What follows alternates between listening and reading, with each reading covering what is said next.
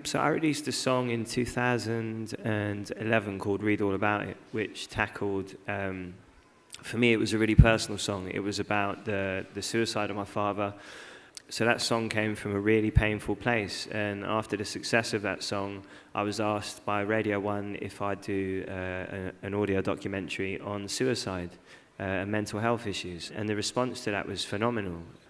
Which is great, you know, it was well received, but the sad thing is the reason it was so well received is because so many people related to what was spoken about. So it was a little bit bittersweet, much in the same way that the TV documentary Suicide of Me that followed was.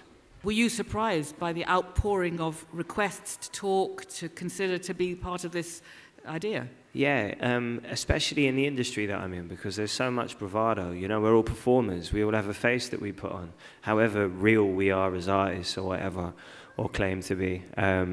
You know, we definitely all do put a face on, and we have to, because people don't want to know about the trouble behind the scenes when they come and see you at a show. They just want to get a good performance. And the surprise for me, the biggest one, was just how many people in the industry that I'm in came up to me and said, that documentary really, really touched me, and I've been suffering with this, or I've been suffering with that.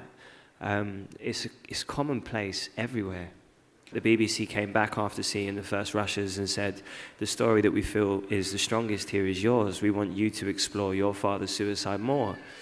And it was really, really difficult for me to say yes to that, because that wasn't what I signed up for, and I wasn't totally sure I was ready to do that.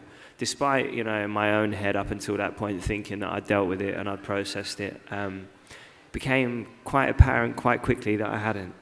And when we started to do things, and I spoke to family who I hadn't been in contact with for a long time, and I had conversations with my grandmother who brought me up, and weirdly, you know, it was the first time I'd ever had that conversation with my nan, who had brought me up, who I'd lived with until I was 19. So for 19 years, we never had that conversation.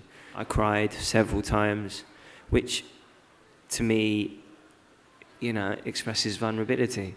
And I didn't really want people to see me in a way that I don't often see myself. Not to say that I'm hard.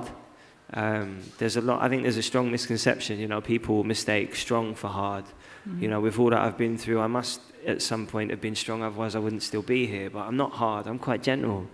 But that said, I wasn't totally comfortable with people seeing me in that way. And when I started to think about it, I was like, well, that's the problem, isn't it? I'm scared. So the vulnerability isn't in the genuine vulnerability. The vulnerability is in the fear of people seeing me in that way. Why shouldn't, you know, if you can see me happy, why shouldn't you be able to see me, you know, see me sad? And it's interesting, isn't it? Because keeping it real is one of those phrases that I think has come from the music industry. If you strip it back, like I think coming from where I come from in Clapton, a lot of people think being real is selling drugs, it is doing whatever else you do that goes with that. It's being masculine, whatever that means, which I guess is what we're here to try and work out and uncover. But actually, just being real is just being honest with yourself and with everyone else. So it's being however you are and however you feel each day, which is often different.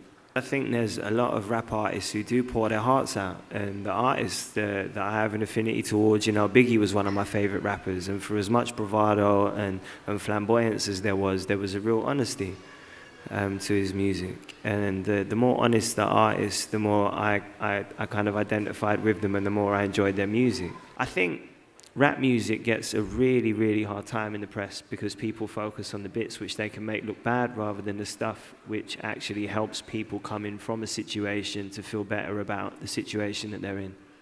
Walking away from situations, not disclosing, not talking, not sharing, the isolation eventually is hard to come back from. I think isolation is a huge problem, but it is quite insular, and I think that's why it's important for people to be outspoken. And I think if you've got a stage where you can use your voice for more than just your own benefit, then you should, because it makes people realize that actually they're not the only ones going through it. And I think a lot of the time when you do go through things like that, and it's kind of selfish, isn't it?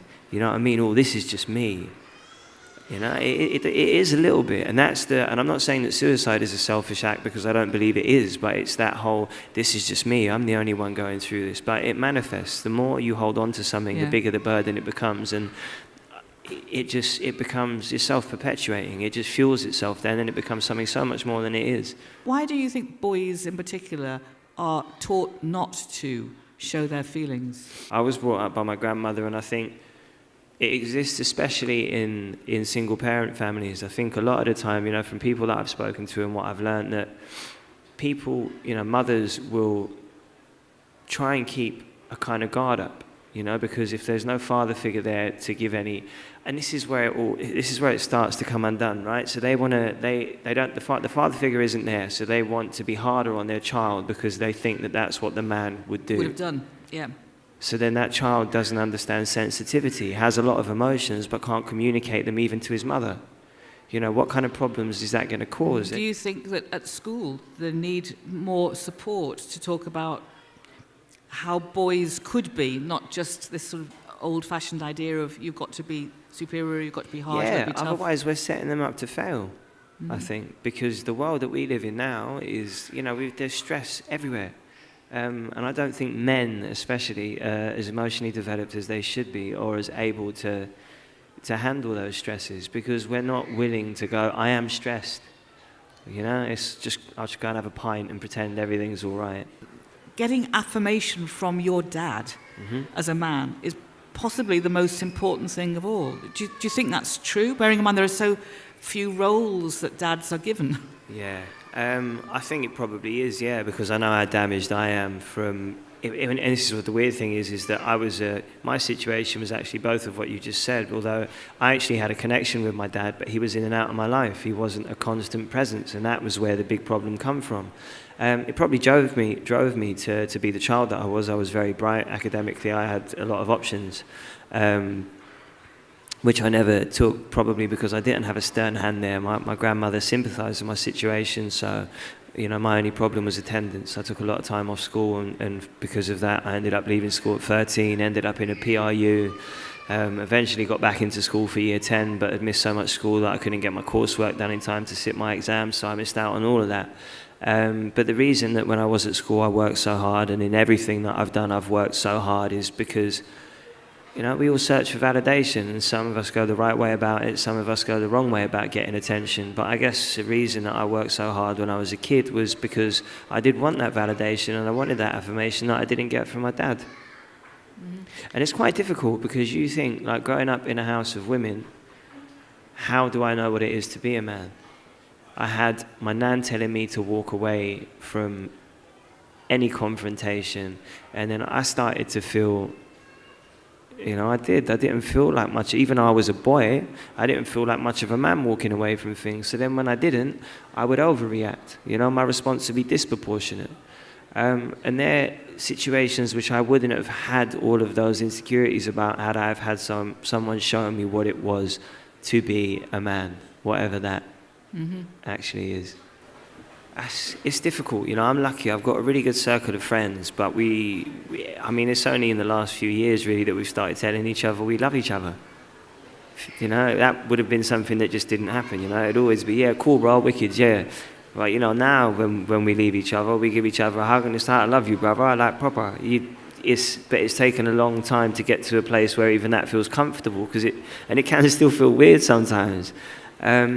I think it's a generational thing. Do you? Yeah, I do. I don't think it's going to change overnight, but I think we keep the conversation open, and we use the platforms that we have to make people feel more okay about showing emotion. Rappers, everyone assumes we're all hard. There's always been this misconception of me, like me being hard, because I got tattoos and I grew up where I did, and I used to sell drugs, and I had a Staffordshire Bull Terrier, and I've been stabbed. I didn't stab someone, I got stabbed. How does that make me hard? I don't think any of those things make me hard. I think there is a real misconception, but that will carry on for as long as people project an image which one isn't sustainable or isn't actually honest. Yeah. That being said, though, some people are less emotional. Some people are. And sometimes in some situations, you do just need to be told to pull yourself together, because it's not as severe as other things. Sometimes you do just need to be reminded that you are capable, you are competent, and you can do what you need to do, so do it.